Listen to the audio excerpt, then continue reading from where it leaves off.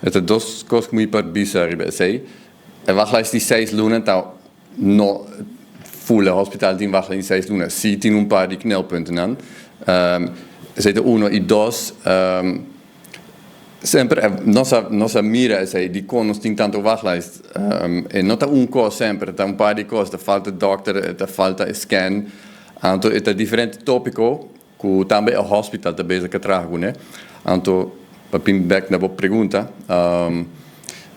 Dentro da área na AWO, com nossa traha protocolo, nós vai check que tu vai passar com a wachtlijst, quanto é vai barra. É seguro e não vai solve door de wachtlijsten aan. Als we het in mais causa. Mita quiere que mi por papel para mim mesmo, em caso a mim tem que o paciente tem direito a uma segunda opinião. Essa é livre, não? Cada gente mesmo por tem opção aí.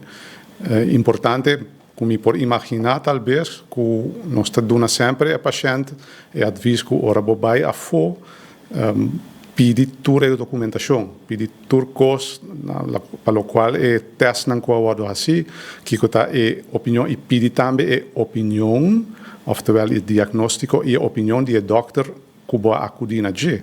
So o qual está passando op bia, não está assim batalhão de teste e não está bem back com ele, então não está pedir é dokter de caso para analisar todas coisas e isso está tomando muito tempo. Dus eigenlijk is hij behaast teste voor pedir também a opinião de dokter. Se o dokter doet op een gegeven moment een diagnose, nós podemos discutir over die sei. E agora também que ora vou pedir uma segunda opinião, ou fazer um tratamento, ou fazer uma operação a for e nazorg. Dus passou, op een gegeven moment, o tratamento depois de operação tá cai na Aruba. Dus a nazorg tá aqui não. E o dokter mester tem toda a informação também.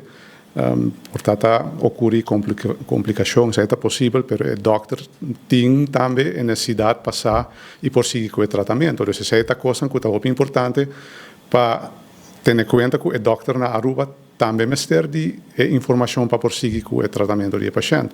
Obviamente, reparar que não está bem back, então, dokter, mas vai na tal cidade, mas faz tal teste, e na bisami bem back, então, para pensar que culpa, pero não tem nada, não está bem com nenhum paquete de verslag of lo qual corre assim, então é eigenlijk dat tranque processo, para mim não por seguir verder com essa informação adequada e a única coisa que me por fazer é fazer tudo testar de novo.